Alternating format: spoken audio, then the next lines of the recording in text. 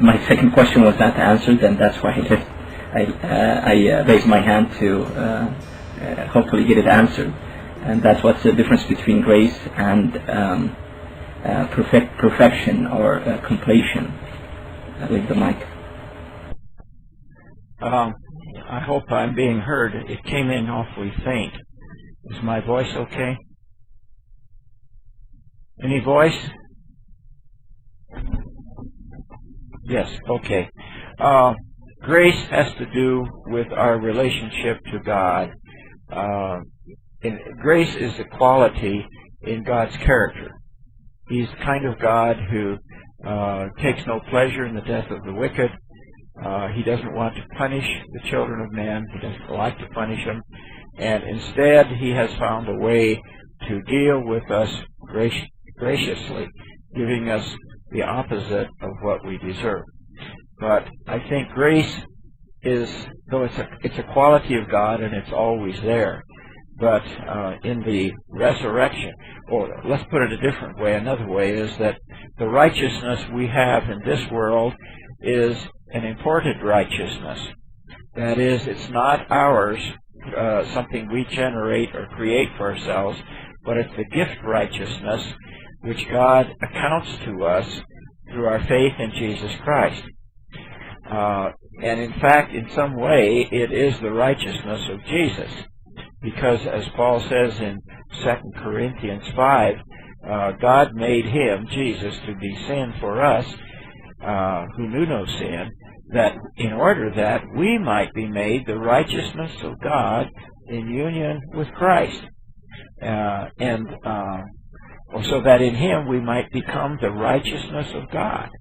Well, that is an imported righteousness, a bestowed righteousness.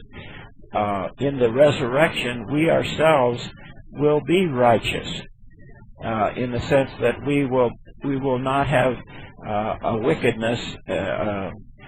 We won't have any flesh left. The lust of the flesh, the pride, the selfishness, the greed, the hate, the anger, the self-love, all of these things will not be part of our nature any longer. We will be righteous people.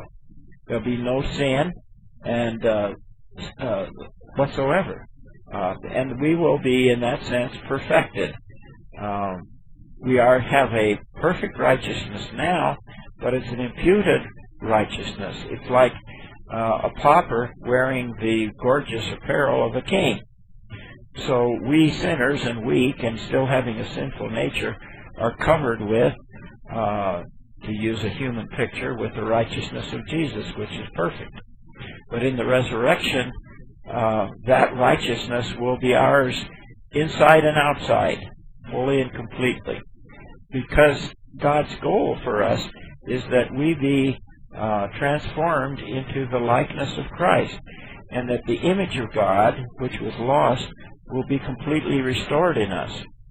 So, my memory is faulty here, but Paul says, I think it's in Romans 8, where he says in verse, I don't see it here. Verse 29. Those whom God foreknew, he predestined to be conformed to the image of his Son. So that will be completed. That's part of God's plan. We are not totally conformed to the image of his Son as long as we live in this world and still have our sinful nature. But in the resurrection, we will have fully the image of his Son. So he's going to refashion our body into the likeness of his glorious body. That's Philippians 3. And our character will be conformed to the image of his Son. So it'll be, we will be like Jesus. That's an awesome thought, of which I personally feel very unworthy, that anybody should see in my character a reflection of the character of Jesus, that I should have his image. Well, you say, is there an image different between the image of God and the image of Jesus? Well, God the Father is a spirit, and his character is not something that can be seen in visible terms. But Jesus, by taking on himself human nature shares our human nature, and that human nature is what's glorified. Like I said before, Jesus didn't drop off his human nature when he ascended into heaven. No, that human nature was rather glorified, picked up into the Trinity, and somehow endowed more fully with the divine life. And I don't really know that because I can't experience it or describe it because it hasn't happened to me yet. It's like the little boy, he saw his big sister and her boyfriend sitting on a couch together, and they were talking and seemed extremely happy, and he couldn't understand why they were so happy. But all of a sudden he noticed there was a box of candy there, chocolates between them, and that's why he decided they were so happy.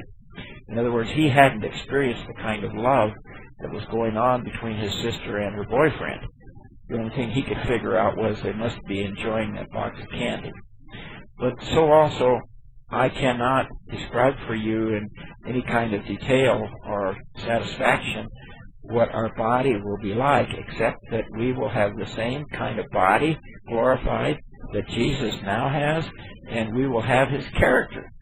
We will have his spiritual image. I doubt that we'll look like Jesus physically. I'm not even sure that we'll all look the same.